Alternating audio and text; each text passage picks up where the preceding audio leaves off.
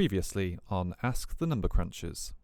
Dear Number Crunchers, I thought adding and subtracting was easy until I tried adding and subtracting fractions. If you could help me out, I will be forever thankful. Yours truly, Erin from Birmingham. Okay, this is part 2 of answering this question. If you haven't watched part 1, I suggest you go and watch that first. Okay, here we go. Let's start by adding 1/2 and 1/3. And you can see that we've drawn the 2 bars to show those 2 fractions. Now this is harder than what we talked about in part 1, and you'll see why. We've got to think about what we can split both halves and thirds into. And as you can see from the picture, both halves and thirds can be split into sixths.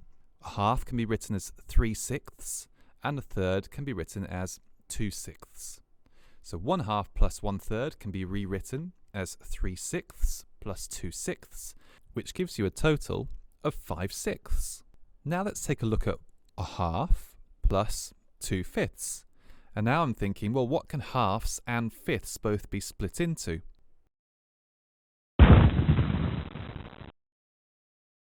Yeah, tenths. So a half can be split into 5/10, and 2/5 can be split into 4/10, and the total of that is 9/10. Now the hardest part of all of this is working out what the fractions need to be split into so that you can add them with the same denominator. So let's look at this in a slightly different way. Here we have 1/3 added to 1/4. And first of all think, what is the lowest common multiple of 3 and 4? That's the lowest number in both the 3 and the 4 times table. 3, 6, 9, 12 in the 3s and 4, 8, 12 in the 4s. 12 is the lowest common multiple of 3 and 4. So we want to use equivalent fractions that give both of these fractions the same denominator, and that denominator is going to be 12. So to get from 3 to 12, we have to multiply it by 4. So we must do the same to our numerator. 1 times 4, 4. 1/3 becomes 4/12. Okay, let's take the quarter. Well, 4 times 3 makes 12. So I must do the same to the numerators. 1 times 3 gives you 3. 1/4 becomes 3/12. So now my question is 4/12 plus 3/12, which is much easier. That would give you 7/12. Let's take a look at 2/5 added to 1/4. And again think, well, what is the lowest common multiple of 5 and 4? Or the lowest number that's in both the 5 and the 4 times table? Okay, 5, 10, 15, 20, and 4, 8, 12, 16, 20. 20 is the denominator I'm going to need for both of these fractions. Okay, so 2/5, well, 5 times 4 makes 20. So I need to do the same to my numerator. 2 times 4 gives me 8. 2/5 becomes 8/20. Now let's take the quarter. Well, I want my denominator to be 20. So 4, okay, times by 5 to make 20. Got to do the same to the numerator. 1 times 5 gives me 5. 1/4 becomes 5/20.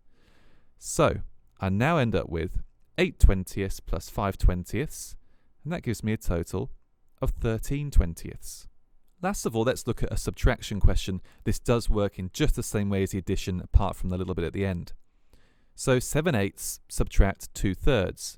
Okay, I've got 8 and 3, my denominators. What's the lowest number in the 8 times table and also the 3 times table?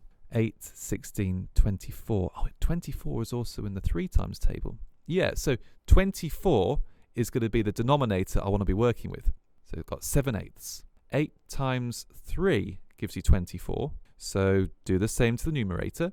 7 times 3 gives me 21. 7/8 becomes 21/24.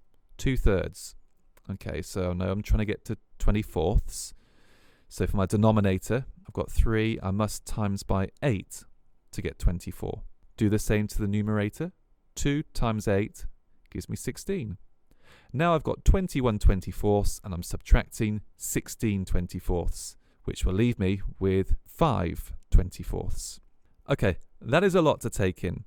I suggest you watch this a couple of times if you haven't quite got the idea yet. Hope that helps. Good luck.